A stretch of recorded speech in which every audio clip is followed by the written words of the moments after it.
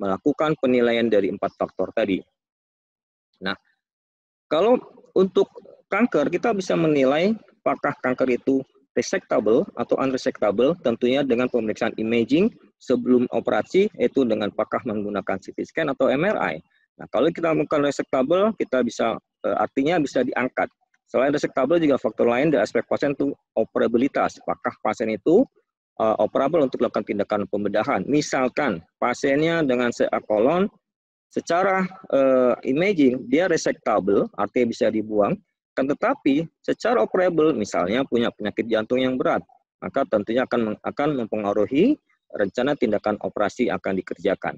Jadi apabila unresectable, kita bisa melakukan terapi lain, melakukan pemberian terapi lain, apakah kemoterapi ataukah radiasi. Nah, ini strategi dari MCRC saat ini menjadi sangat kompleks dan kita harus memperhatikan banyak aspek dari pasien maupun dari tumornya. Inilah perkembangan dari pengobatan untuk adjuvant kemoterapi, dari kemoterapi yang sederhana atau basic dengan dasar 5FU sampai kepada pemberian daripada targeting terapi sampai ke pemberian imunoterapi. Bahwa sekarang ini dengan penelitian yang sangat baik, pengobatan kanker usus besar menjadi lebih baik tentunya. Nah, ini juga nih, jadi ini perjalanan dari pemberian dari kemoterapinya, ya kan? Jadi kapan kita berikan hanya kemoterapi, kapan kita berikan kombinasi dengan targeting terapi. Oke? Jadi kalau pengobatan kanker itu seperti tukang jahit, jadi tailor made. Jadi artinya tidak bisa satu pasien sama dengan pasien yang satu, karena sangat banyak variasi karakteristik dari pasien maupun dari tumornya. Untuk pemeriksaan, untuk saat ini selain pemeriksaan patologi, kita harus melakukan pemeriksaan biomolekuler. Biomolekuler yang dikerjakan terkait dengan pemberian obat-obatan kemoterapi ataupun targeting, kita harus melakukan pemeriksaan yaitu KIRAS. Di KIRAS ini kita akan mendapatkan dua hasil, yaitu apakah KIRAS itu bersifat wild type atau normal, sedangkan yang berikutnya adalah apakah mutasi. Nah, ini terkait dengan pemilihan pengobatan targeting apa yang bisa diberikan. Misalkan pada KIRASnya yang wild type, kita bisa memberikan golongan cetuximab, sedangkan pada yang mutasi, kita tidak bisa memberikan EGFR atau cetuximab, kita memberikan bevacizumab. Nah, jadi secara ras bahwa hampir 50% mempunyai sifat yang wild type maupun yang 5% bersifat mutasi. Nah, ini perjalanannya, jadi obat-obatan yang diberikan tentunya dengan penambahan dengan targeting terapi, maka secara overall survival-nya menjadi peningkatan. Jadi ada beberapa penelitian dari Van Kutsen, dia bisa mencapai survival bertambah 8,2%. Untuk cancer itu berlaku secara general. Jadi artinya general, kita universal bahwa Amerika maupun Eropa membuat konsensus dan setiap tahun mereka akan memperbarui konsensus tentang pengobatan kanker termasuk pada utusanar yaitu kanker payudara. Jadi makin hari makin banyak ditemukan pemeriksaan biomolekuler yang terkait dengan pengobatan. Misalnya sekarang ini dulu hanya KIRAS, sekarang kita bisa menggunakan data lain berupa BRAF maupun MSI. Dan ini tentunya akan digunakan dalam pemilihan pengobatan. Oke, jadi ada dari National Comprehensive Cancer, dan juga selain ESMO dari Eropa sendiri, ada juga dari ESMO Asia. Jadi secara konsisten merekomendasikan bahwa pengobat kanker bersifat tailor-made dan tentunya disesuaikan dengan hasil data dari biomolekuler yang ada. Kita bisa melihat tadi di awal bahwa kanker usus besar itu dibagi menjadi dua. Kenapa?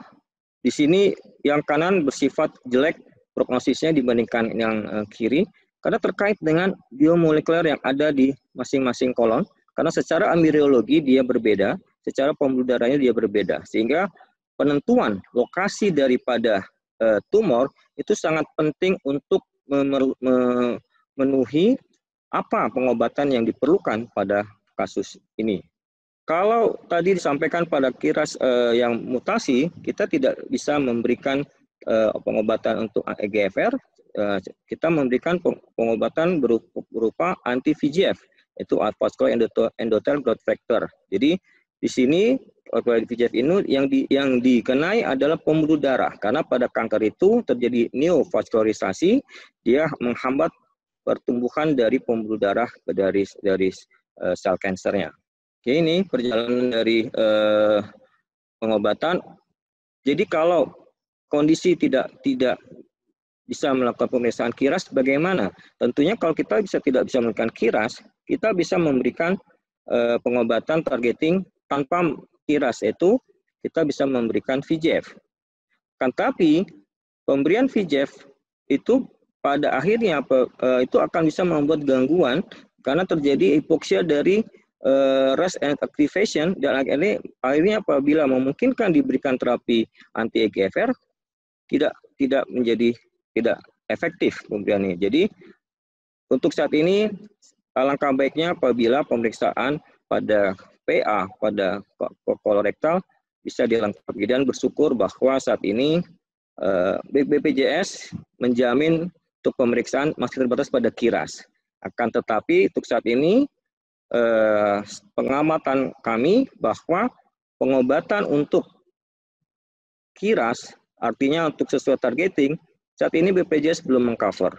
Tapi kami dengan beberapa lembaga, baik kami dari Bedah Dikasih sendiri maupun dari survival daripada kanker penyintas usus besar, itu sudah mencoba membuat pertemuan dengan pemerintah, dan secara lisan mereka sudah siap untuk merubah, dan mudah-mudahan kedepannya pengobatan targeting dengan bevacizumab atau cetuximab bisa di-cover oleh BPJS, karena memang secara price cukup tidak murah.